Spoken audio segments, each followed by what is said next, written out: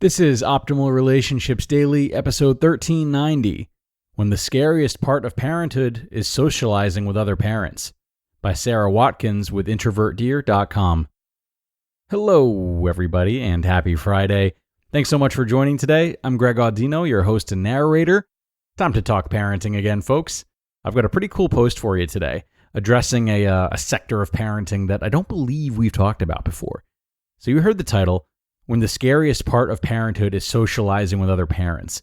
Certainly something I'm sure a lot of parents can relate to, but haven't had the time or maybe the information on how to navigate. No fear, Sara Watkins of Introvert Dear has written this great article that I think will be of some help.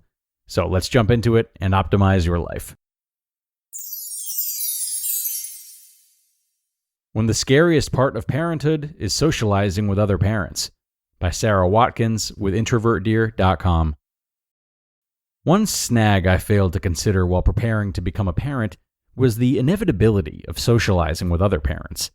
A planner by nature, I anticipated my baby's arrivals by reading all the books, making all the lists, doing all the research, and generally convincing myself that I had made a terrible mistake. Thankfully, both of my children survived their earliest years without much trouble, and I relaxed a little. However, just when it seemed like we were finally figuring things out, they started school. At first, the great challenges of school included trusting the classroom educators, acclimating to a different routine, and remembering where to find things, such as the online school calendar. But as the kids moved from their rural Maine Montessori years, from ages 3 to 5, to the Chicago public schools, things changed. A lot. Of course, the kids met our new challenges with resilience and grace, quickly falling into a new normal. I, on the other hand, have had a bumpier go of things. You see, as an introvert, the scariest part of parenthood for me is socializing with other parents. Little by little, I'm figuring out ways to manage my discomfort, but I'm discovering that there's no quick or fast solution. Here are some of the challenges I've faced as an introverted parent and what I've learned. The challenges of being an introverted parent. I'm the kind of introverted working mother who can fake social ease just enough to keep the red flags lowered, as long as the socializing comes in short bursts. In small, familiar groups, one-on-one is ideal. And it's extra helpful if I have a defined purpose for being there, like if it's my job.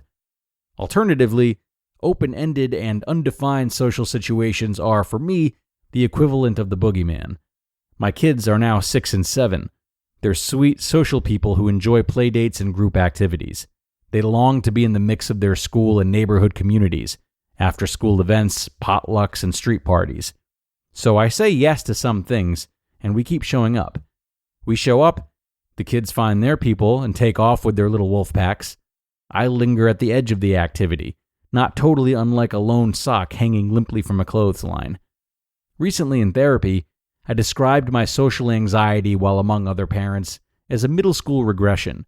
It's especially prevalent with other mothers. If faced with a large group of mothers who are catching up with each other in chatty clusters of designer leggings, sporty vests, and baseball caps, I immediately feel like I'm 12 years old, standing at the front of the middle school cafeteria, feeling very Asian, which I am, wearing the wrong clothes, and wondering where to sit. To be honest, I skipped lunch for most of my middle school and high school years and instead read peacefully in the library. But it's no longer just about me. I want my kids to see me doing things that are hard. Before I continue, I have a few disclaimers. I always have disclaimers. 1, I'm sure the other mothers/parents are fine. My own social obstacles are not a judgment on them. 2, I'm not looking for sympathy. This is simply how I am, and devising strategies for navigating this is my own inside job.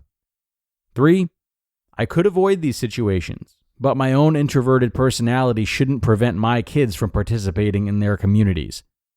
And 4, it's important for my kids to see me doing things that I find hard and uncomfortable. When I spoke to my therapist about this particular issue, she reminded me that many people struggle to find their place among other parents. On one hand, this is a good reminder that we all have our challenges, introverted or not, but dealing with it sometimes calls for very different game plans depending on the individual. The other day, I read this article in the New York Times called "Making Friends with Other Parents is Like Dating." While I found it interesting, The tips didn't resonate as much as I'd hoped, because I'm not trying to find my next BFF. The article touches upon the awkwardness and uncertainty among peer parents, but it encourages friend-making.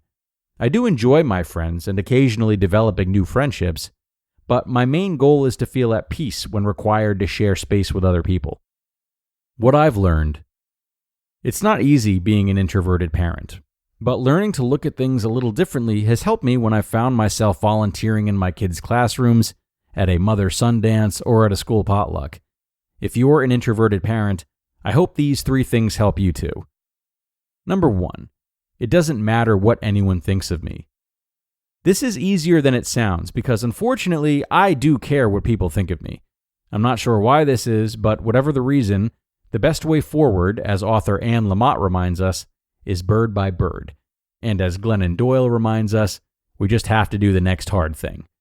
So if my strongest instinct is to bring a book and read quietly while the kids are playing, I should read my book.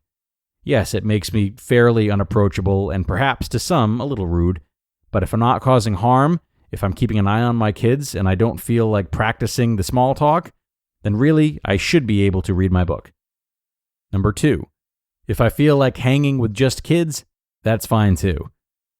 I am the mom who prefers to be with the kids. The kids' space feels down to earth, authentic and comfortable. I find myself at times in the center of a kid's circle. My kids will come tell me something, their friends will follow, and the next thing I know, we're in a discussion about their game, their classroom, or a funny joke someone just learned. Perhaps I'm not intimidated by elementary school kids because they are usually the only ones who are shorter than I am, but it's probably because they're the most fun. Number 3, don't place expectations on any situation. As introverts, our minds are always going, imagining what might be coming up next. So this point is possibly the hardest one for me. However, if I don't have any expectations for whatever I'm doing, I can relax a little. This is more of an overall life strategy, but it can work well with other parents. If I do not expect anyone to interact with me in any specific way, if I don't expect to feel like a weirdo while I'm doing my own thing, if I don't expect any event to be great or terrible, it's easier to find moments where I can be present. Recently, I was sitting on a bench, listening to a podcast, watching my son play at the park. Another mom came up and sat next to me, commenting that sitting quietly seemed like a good idea. So that's what we did. We sat peacefully together, without awkwardness or expectation, simply watching our kids play. Sometimes it's enough to just show up. So I will. I will show up when it's important for my kids, and I will continue to challenge myself to find my place among other parents. Sometimes it'll be scary, but sometimes it might be pretty good. Most often, I imagine it'll fall somewhere in the middle. And that in itself is a valuable message for my kids. In our family, we try hard. We do things that scare us. And even when the results are average at best, we should still feel okay about it. You just listened to the post titled, "When the Scariest Part of Parenthood is Socializing with Other Parents," by Sara Watkins with IntrovertDear.com. ORD listeners, if you're here, then you're as excited as I am that mental health is more talked about and more cared for these days. And leading the charge is Noom Mood. As experts in behavior change, Noom has helped millions of people through their weight loss program, so you know that they can help you tackle stress too. They've definitely helped me with that, as something I've been struggling with recently is a lot of existential anxiety and existential grief as well, just putting so much energy towards how certain events impact the wholeness of my life and what they say about my identity at large. But Noom Mood has helped me to get more comfortable with letting things just be what they are and preventing any extra or unproductive thinking like rumination. And just as they've helped me, they can help you to better understand your personal relationship with stress and anxious thoughts so that you can take control, build resilience, and develop coping mechanisms that actually work. So start to worry less and feel happier by using Noom for just 10 minutes per day. Sign up for your trial at Noom.com/ORD. That's NOOM.com/ORD to start your trial today. And thanks so much to Sara for this post that I'm sure a lot of parents out there will appreciate. I really like those 3 reminders she listed. Definitely great means of self-care while not taking away from the experiences her children are having. However, it is worth mentioning that over time, The experiences that your children have with making friends is greatly impacted by how parents between the two friends are interacting. Obviously, when you think about facilitating hangouts or play dates, and whether or not another child's parents might be as trusting if they feel as though they haven't gotten a chance to know you as a parent. So it does seem important that Sara continues to hone her approach as her children age and those parent-to-parent interactions become not only less avoidable, but more necessary for the betterment of her children. And I'm sure considering it through that lens will help her or any parent in a similar situation to either dig in a bit more when appropriate or look for opportunities to interact with parents in which she feels particularly empowered or relaxed. Because not only can interacting with parents help our children, but as we talk extensively with these fellow parents, we can learn from them. We can get tips from them, which helps us help our children. Food for thought, parents. It's time to wrap up, though. As always, I thank you for being here. Have a wonderful rest of your Friday, and be sure to join me tomorrow for our Saturday Q&A. That's where your optimal life awaits.